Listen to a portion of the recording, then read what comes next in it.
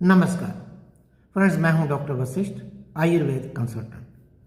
Friends, इस छोटे से सेशन में हम लोग बात करेंगे कि साइटिका का जो दर्द होता है उसके इलाज के लिए आयुर्वेद की कौन सी दवाइयां इस्तेमाल की जानी चाहिए।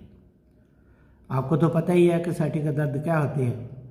इसे आम भाषा में रीढ़ का दर्द कहते हैं और आयुर्वेद में इसे कहते हैं गृध्रसी का दर्द या गृध्रसी।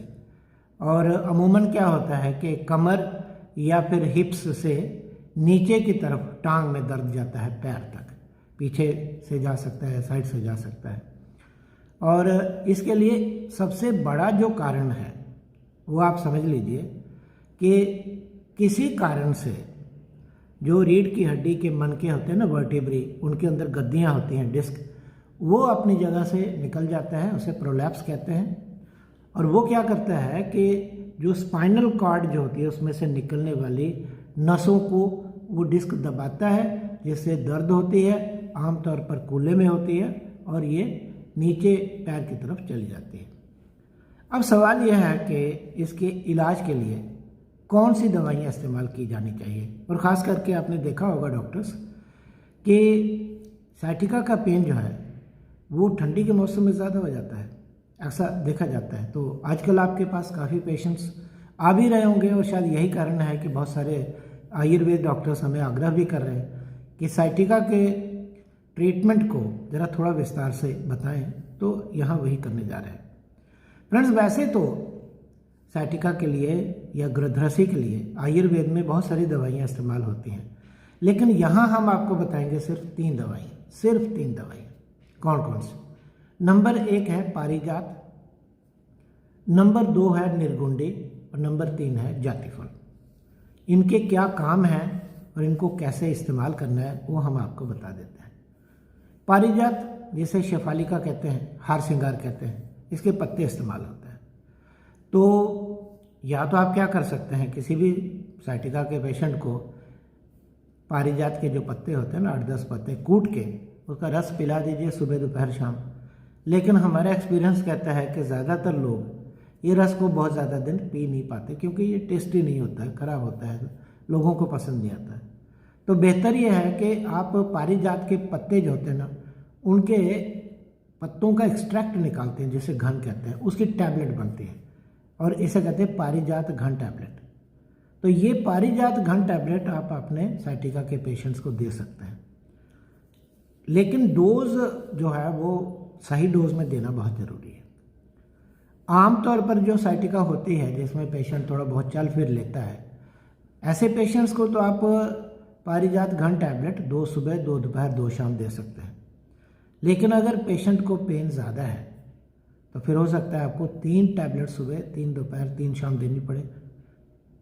और दर्द बहुत ज़्यादा है, पेशेंट बेड रिडन है, हिल नहीं सकता, तो ऐसे में आपको 4-4 टैबलेट 3 बार दिन में देनी पड़ेंगी शुरू में। बाद में तो आप कम कर सकते हैं। तो खाने के बाद 4 टैबलेट सुबह, 4 दोपहर, 4 शाम को आप कब देनी है आपको? जब पेशेंट को पेन बहुत ज़्यादा हो, साइटिका का दर्द बहुत ज़्यादा हो और वो हिल डुल भी नहीं पा रहा। ठीक है, एक दवाई हो गई। करती क्या है? तो इसमें एक तो सूजन कम करती है, दर्द भी कम करती है। तो संभव है कि अगर डिस्क जो बाहर निकला है, अगर उसमें थोड़ी बहुत सूजन हो गई है, जो पार्ट बाहर है, तो उसको कम करके तो ये हेल्प करता है कि ये अंदर की तरफ आए, यानी अपनी जगह पे आए। दूसरी दवाई का नाम मैंने बताया आपको, निर्गुंडी। तो निर्गुंडी एक पौधा होता है, तो इसके भी पत्ते जो है वो दवाई के तौर पे इस्तेमाल किए जा सकते हैं।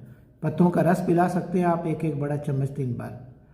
लेकिन फिर वही बात है कि ज़्यादातर लोग पत्तों का रस ज़्यादा दिन पी नहीं पाते हैं।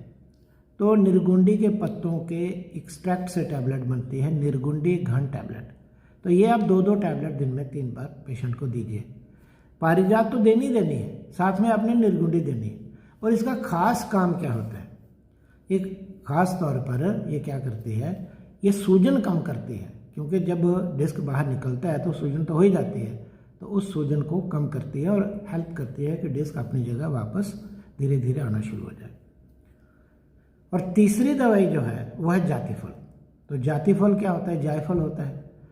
तो जायफल को आधा से 1 ग्राम आप दिन में उसको चूर्ण पेशेंट को दे सकते हैं।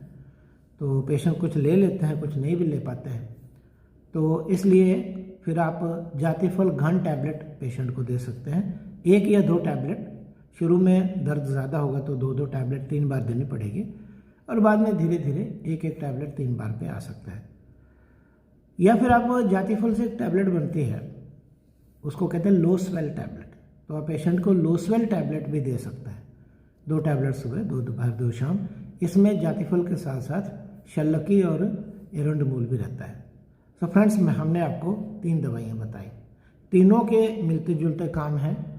लेकिन अगर आप सोचें कि जो टारगेट की दवाई है साइटिका की, गृध्रसी या रीढ़ के दर्द की, आयुर्वेद की, वो तो पारिजात है, वो तो हर एक पेशेंट को आपको देनी देनी है। उसके बाद निर्गुंडी दीजिए और साथ में जातिफल दीजिए।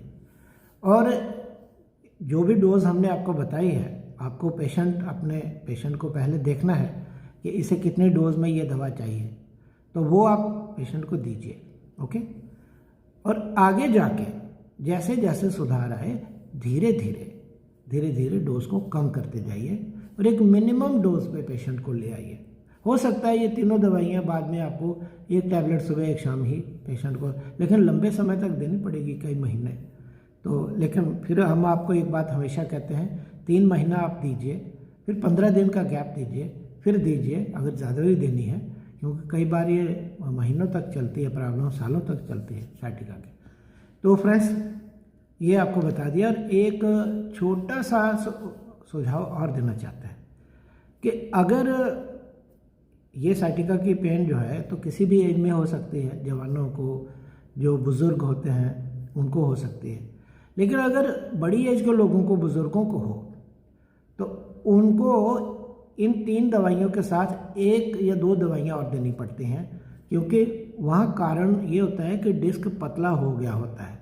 तो अगर कोशिश करनी होती है कि रसायन औषधियाँ दें और डिस्क थोड़ा सा स्ट्रांग हो, तो इसके लिए आपको अश्वगंधा और शिलाजीत, तो अश्वगंधा आप घन टैबलेट दे सकते हैं 2-2 टैबलेट 3 बार, या शिलाजीत शुद्ध टैबलेट दे सकते हैं 2-2 टैबलेट 3 बार।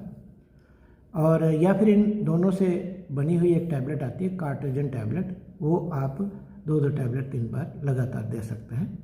तो फ्रेंड्स, ये हमने डिस्कस किया कि साइटिका का आयुर्वेद से कैसे इलाज कर सकते हैं।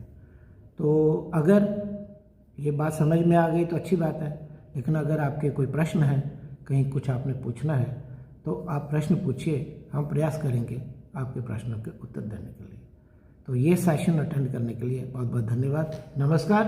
अपना और अपने पेशेंट्स का पूरा ध्यान रखिए।